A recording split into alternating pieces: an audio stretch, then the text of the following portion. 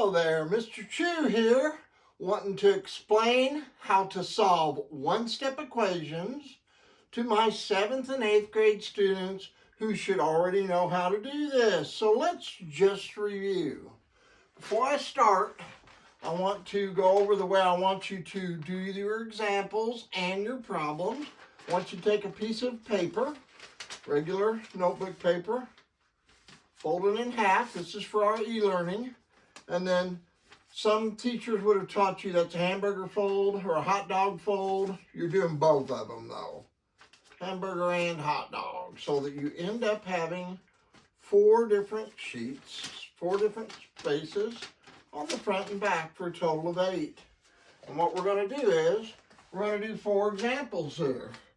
We're going to do example 1 here, example 2 here, example 3 here, example 4 here, and then we'll have problems 1, 2, 3, and 4 for you to attempt on your own and turn them in whenever e-learning is done. So let's go ahead and get started. We're going to work these 4 problems here, and of course I am Mr. Chu. This is my home office. When I'm not teaching in my high school and junior high classroom, I'm making videos here for my YouTube channel. So we're going to work 4 problems here. I'm going to erase 3 and 4 so we've got plenty of room to see them up here on the whiteboard.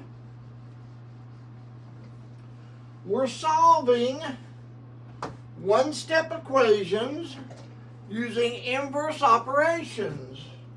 What an inverse operation is an opposite. We do the opposite operation. So in this particular problem here, we have 18 plus x equals 40. I do the opposite of adding 18 to my x, which means I subtract 18 from the left and the right.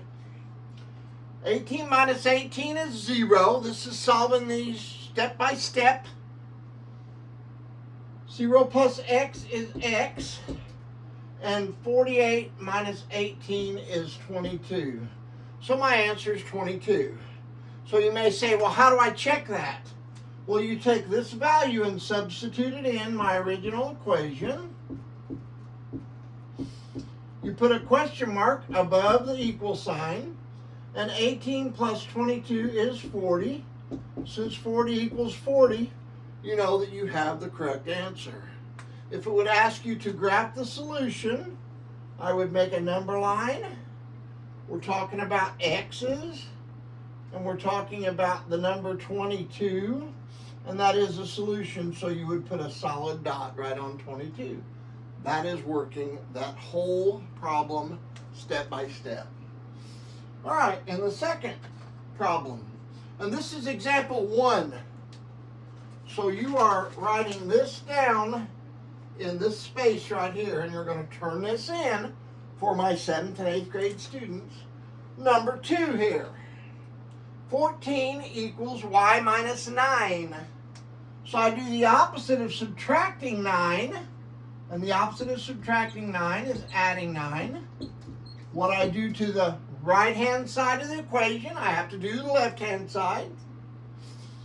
And 14 plus 9 is 23. And then y minus 9 plus 9, minus 9 plus 9 is 0, and y plus 0 is y. There's my solution. To check that now, I take and I substitute 23 where the y is, and see if I have a true statement. And I put that little question mark there.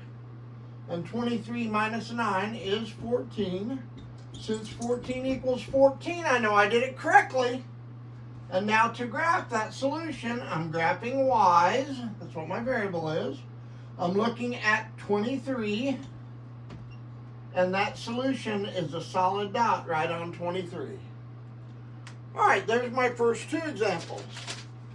This example 2 goes right here in the second spot. You'll put your name up here. Example 1, example 2. This is just following directions. You're going to turn this in for your e-learning assignment.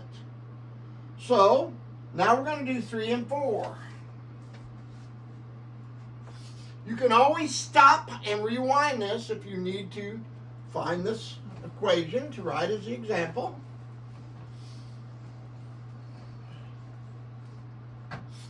Now I'm going to do number 3. Number 3 is negative 4m equals negative 24. So I'm saying, what number do I multiply by negative 4 to give me negative 24? And you solve this using step-by-step operations. They're called inverse operations. The opposite of multiplying by negative 4 is dividing by negative 4.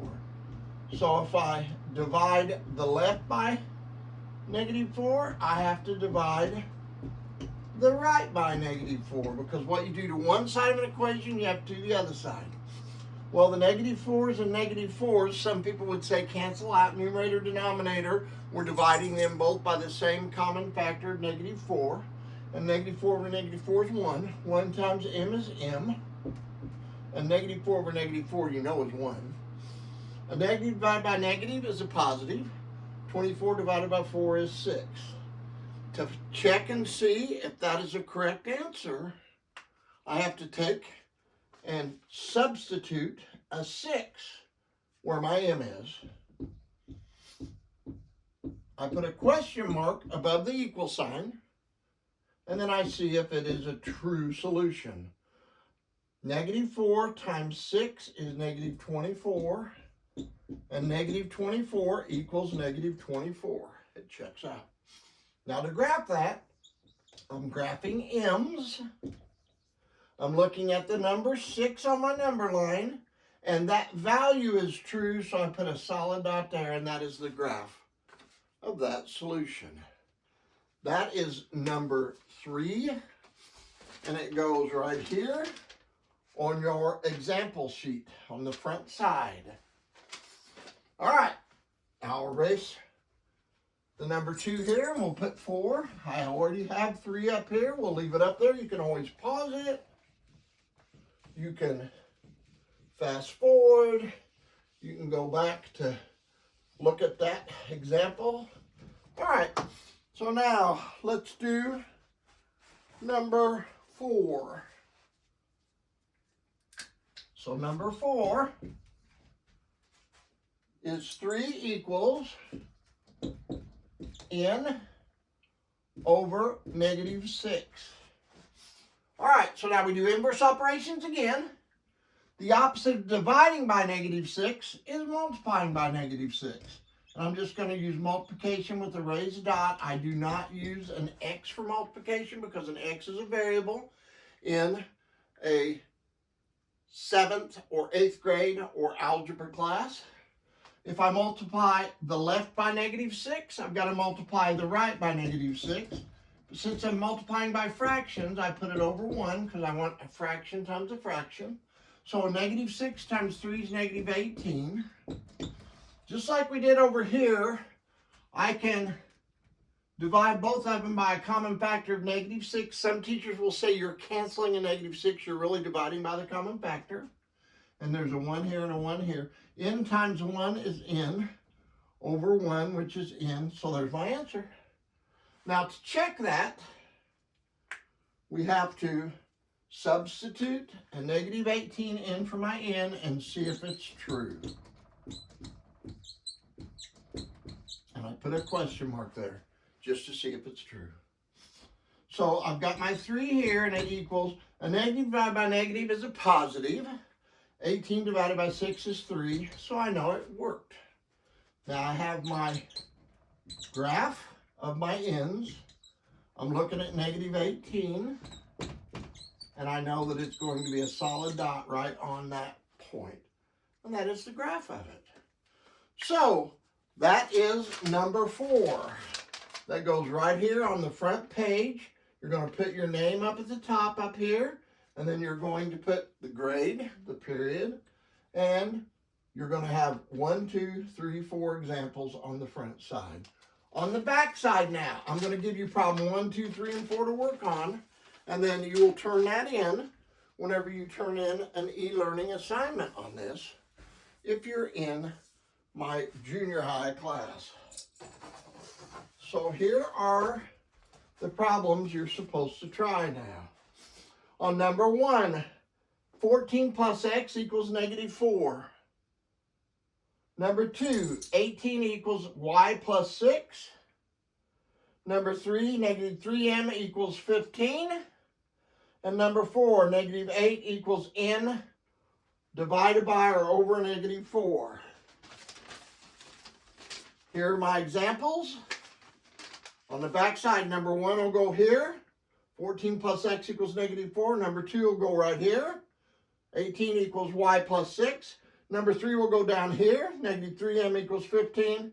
And number 4 will go right here. -8 equals n over -4.